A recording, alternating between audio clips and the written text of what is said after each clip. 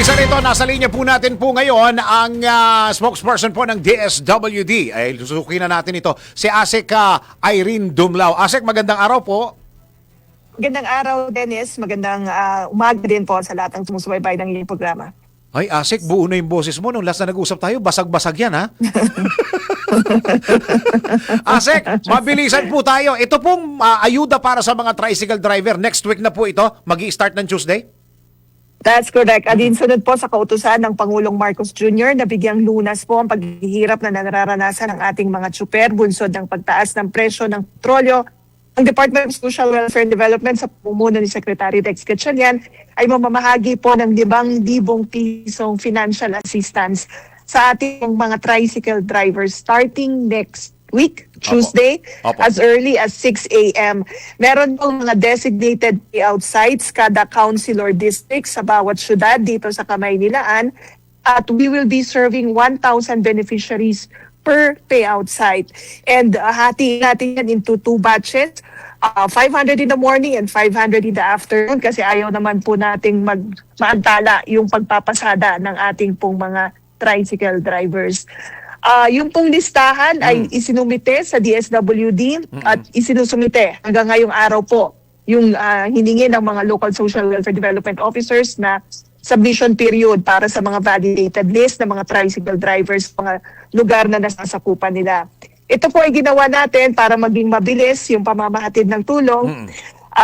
Na kung saan nga po sa Tuesday, ang dadali na lang po ng ating mga tricycle drivers ay yung kanila pong valid driver's license. Yun lang ang kailangan. Wala na ibang dokumento, ASEC, no? Wala na pong ibang dokumento sapagkat meron na pong sertifikasyon na i-issue ang kanilang lokal na pamahalaan na nagsasabi sila po yung mga tricycle drivers, mga miyembro po ng mga TODA, asosasyon sa kanila pong mga lugar.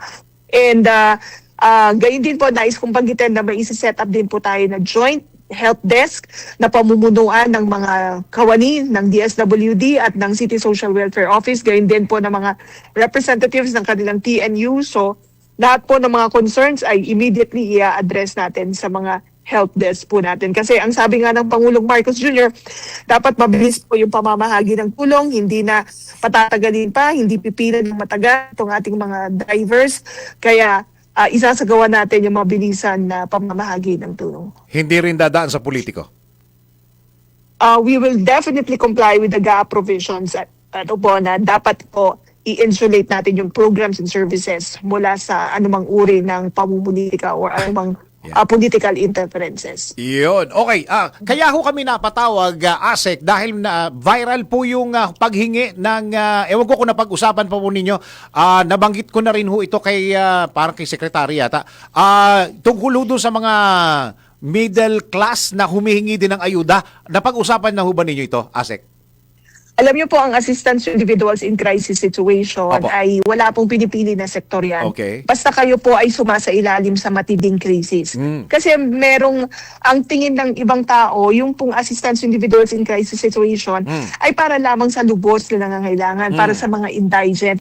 Hindi po, even if you're a middle income earner, Opo. oo. Opo. Kapag ikaw ay sumasailalim sa matinding krisis, halimbawa nagkasakit ka, a Opo. member of the family, Opo. passed on, at talagang wala na kayong ibang mga resources na mapagkukunan, we consider you as in crisis. Kaya ina-assist po kayo under the assistance to individuals in crisis situation. Yun. Okay, balikan ko lang ho yung ayuda sa mga tricycle driver. One time lang po ito, ASEC, ano? So far, yung po munang 5,000 piso ang ating pong ipapahatid sa pamamagitan ng AIX. But, you know, Dennis, we're closely looking at the situation kasi kung mag-escalate pa ito, lumala, we're ready naman po to provide additional intervention. Yun. Okay. Ihabol ko, kasi kahapon po, nanawagan din ng, na-interview ko po yung presidente po ng Laban TNVS na nananawagan. Actually, ang nananawagan siya sa DSWD, baka pwede raw pong isama sila doon sa ayuda. ASEC.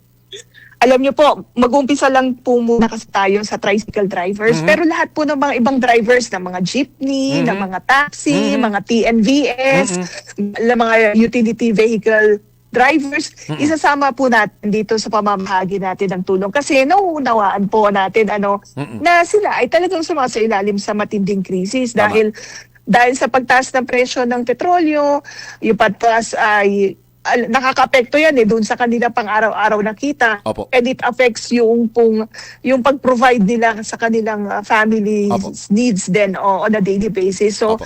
naunawaan po natin kaya tutulungan din po natin Iyon. sila. Okay Inuna lang Opo. po natin talaga yung tricycle drivers Opo. because the validated list of tricycle drivers are already ready and available. Isa pa hong humihingi ng tulong, Asek, yung mga nag-grab daw at saka yung nag-move it. Kasama ho ba daw sila doon sa mga tricycle driver, Asek? Well, yung pong mga sektor na yan, yung pong mga, Apo. sabi ko nga, yung mga other utility Apo. vehicle Apo. drivers, Apo. lahat naman po yan may isasama natin. Ang mahalaga lang talaga is kapag nakipag-coordinate tayo sa DOTR, makuha natin yung mga listahan ng mga drivers, ay naka-reflect po sila doon. Kasi hindi naman po sila mapasama doon sa mga yung mga ganyan, yung mga organisasyon kapag hindi po sila legitimo o hindi po kasi may mga may mga permit din silang sinisecure, di ba? Tama Bago po. sila makapagbiyahe. So Tama po. we understand that there's a list of these drivers, kaya once na sila po ay napabilang doon, maisasama po natin na pababagitan na sila. Iyon. Ang pinaka magandang balita ay kinukonsider at pinag-uusapan, Asek. Yes, definitely. Sabi naman oo. po natin lahat ng mga affected drivers ay maserve natin o mabibigyan nga po ng financial assistance. Iyon. Yun lang talaga, inuna lang muna natin itong tricycle drivers kasi medyo malaki yung bilang ng mga tricycle drivers dito po sa Kamaynilaan. And then we're also looking at other areas na mataas din yung bilang ng mga tricycle drivers Yun. kasi pwedeng yun din po yung mga isunod natin. But ano po sunod na yan, we'll start next week, but everything else will follow after the tricycle drivers. Iyon. Maraming salamat po sa binigay niyong oras, Asek, and give our regards to the Secretary po. Maraming salamat po. Maraming salamat. Magandang umaga po sa inyo. Spokesperson po ng DSWD si Asek Irene Dumlao.